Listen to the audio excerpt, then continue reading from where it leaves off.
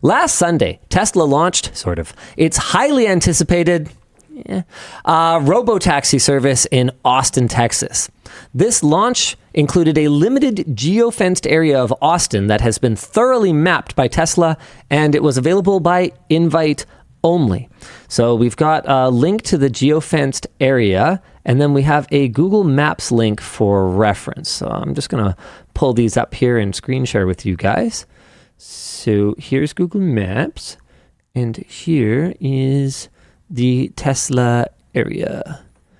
Okay. Oh, wow.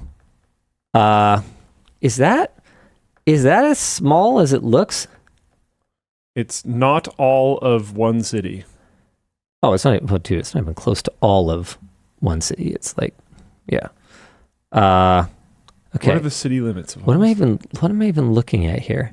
So here a map. Where's the 290? Okay, why am I looking at these layers? Okay, so Lakeshore Boulevard is here. Why am I having such a hard time with this? Did I zoom in on kind of the wrong spot? Uh-oh, I think I might have lost it. Here it is. Okay, I think I got it now. So basically, it's just along...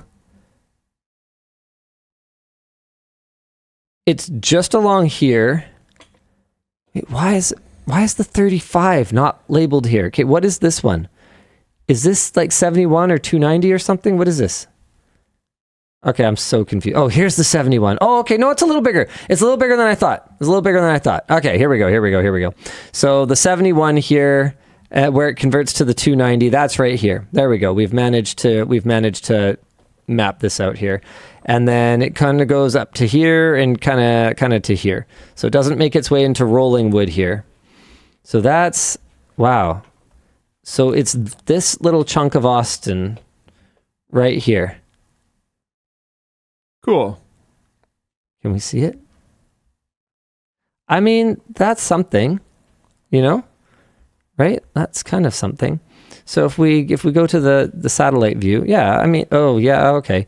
I was gonna say, I mean, that's most of the like populous areas, but Austin's a really big city. Wait, this isn't still Austin, is it? No, it can't be. How big is Austin? Yeah, okay. Neat. So that's cool.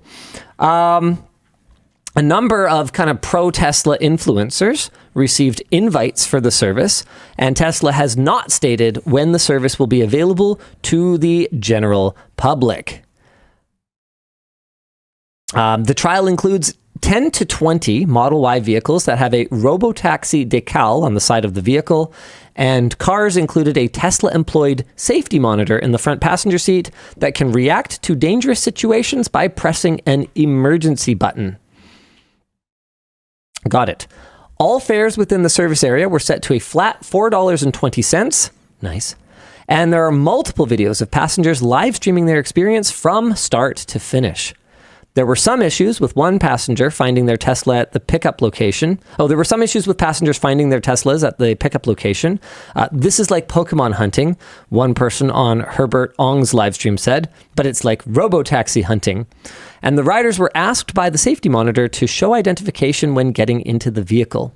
Once seated, the rear screen instructs riders to fasten their seatbelts and presents a Start Ride button. Because riders booked the car through the Tesla app, their preferred music app is available on the rear screen with playlists and saved tracks. That's pretty cool. The rear screen also includes buttons for support if you ever need assistance or pull over to end the trip early. Most riders described their trips as smooth and uneventful, although there are a few clips where less than perfect behavior was caught.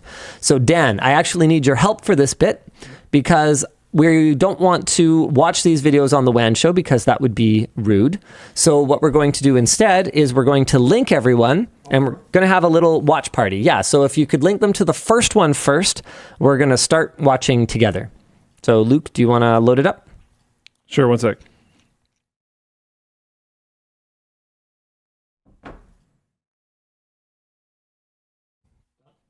Okay. And ready, Luke? Yep. And play. Okay. Oh, wow. It was going really slow. Okay, so that's what we're supposed to see. What? So the Tesla in the left lane is one of the Cybercab Teslas. Oh, not the car that's driving. Okay. I was the car that's driving seemed The car fine. that's driving seems to be doing fine, but that one in the left lane is going like super slow. Okay, got it. Interesting. I mean, I would say that that's probably not the end of the world as far as things go. Okay, number 2. Ready? And go. Oh boy, I got an ad. Brilliant. What happened in this one? I'm behind you. It's kind of brake slams, it seems. Oh, wow. I don't have audio, but I think that's what happened. Yep. Just for reasons. I mean, okay, again, I'd rather it, stop for reasons rather than accelerate for reasons. So that's something. Number 3 is a safety monitor intervening for a UPS truck that is backing up. So we can see this is from Dave Lee. And it's going. And this UPS truck is coming. Here it comes. We're chilling. We're chilling some more. We're just going to chill here. These are the kinds of edge cases, though, that are the reason that I just... But it cuts to the outside when it drives away? Yeah, but the safety monitor doesn't appear to be in the passenger seat anymore there. So he's driving. I'm going to double check. That's sure what it looks like to me. I'm going to zoom. I can't see very clearly. That's what it appears to be to me. And then it's we've not got clear, yeah. We've got another one that is definitely parked in a parking spot for drop off. Let's have a look here. So that's number 4. Oh, wow. Sure. Wow, is that a handicapped spot? That it's like not in at all? I was watching the other one still. Okay. Sorry, Wow. I'm trying to figure out some stuff. Okay. And you know what? Grand scheme of things, these are all pretty small issues. I'd be interested to see, Yeah. like, for the amount of rides that they did and the duration of it. Like what the intervention rate is. And like those types of failures, and then look at humans driving in the same area for the same amount of time and the types and severity of the problems that were caused by them.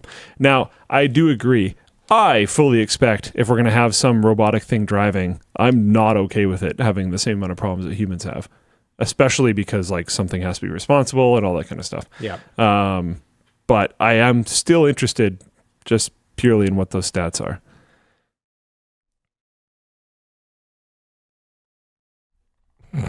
Charge Nuclei 8300 says Robotaxi is allowed to use handicap parking.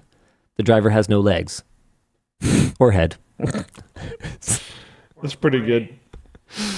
Okay. That makes sense. Discussion question. Yeah. Would you use a service like this in a well-mapped area? Do you think there is opportunity for this to work in a busy or challenging environment? Waymo.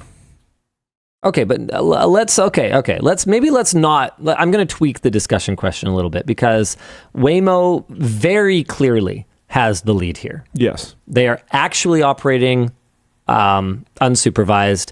And when you factor in how few of these cybercabs are actually roaming the streets in this very limited geographical area, and then if you look at the tweet of the like launch party and how many remote operators are waiting to take over these things, it's not 1-to-1, I don't think, but they're ready for basically them to like not be working.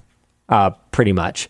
And that does not show a lot of confidence in the actual autonomous functionality of the product. To be clear, Waymo has the ability to intervene remotely in the operation of their vehicles. But my understanding is that it's not such a high ratio of available operators to operating vehicles. I don't know if you're trying to meme or not, Bubbly Charizard, but the SkyTrain being fully autonomous does not mean that it's the equivalent to cyber taxis. It's on rails. Literally. There's no traffic. Literally, it's on rails. Why does it stop at 1 a.m.? Yeah, I mean, I don't know. Well, so that people won't sleep on it because reasons, I guess. So more specifically, if Tesla was available here, if a Cybercab was available here and Vancouver was sufficiently mapped or whatever, would you get in one? No, not at this time. I'm not against it forever, but not at this time. That was a very small amount of testing to have a significant amount of what seemed like issues that should be solved, in my opinion. They didn't smash in anything, which is great. The really curious thing to me is a big part of Tesla's pitch over the years to investors and owners of their vehicles has been that they're going to own the race to mapping data by just having all of the drivers of all the millions of cars that they've sold driving around mapping these areas. And the way that the goalposts have moved for the launch of this product has been pretty remarkable for me to behold. And I've just got to wonder, like, is it just that investors don't have the tech savvy to fully understand what it is that they're looking at and how different what they've deployed is here compared to Waymo and even compared to what they've promised in the past? Like, why did they need to do so much manual mapping of this area if their whole leadership in this space is that they should have the data already? And the claim being made by their CEO is that, well, because we have all this mapping data, we're going to be able to roll out new areas like fast. There's going to be thousands and thousands of these cybercabs on the road at some period XYZ. But I don't understand how we keep believing these claims. Fool me once, shame on me. No, fool me once, shame on you. Fool me twice, shame on me. But like, what about the 12th time I've been fooled? Like, who's accountable at that point? You, for sure. Just saying. And there's been some comments about it. I would get in one. I wouldn't use the service. Those are different things. How are those different? I'm having a bit of a hard time with that. Like if I was at an event, like if we were at CES. Oh, and it was controlled environment. It's not so much the risk. I don't like, I'm looking at a service that based on the videos, like barely works.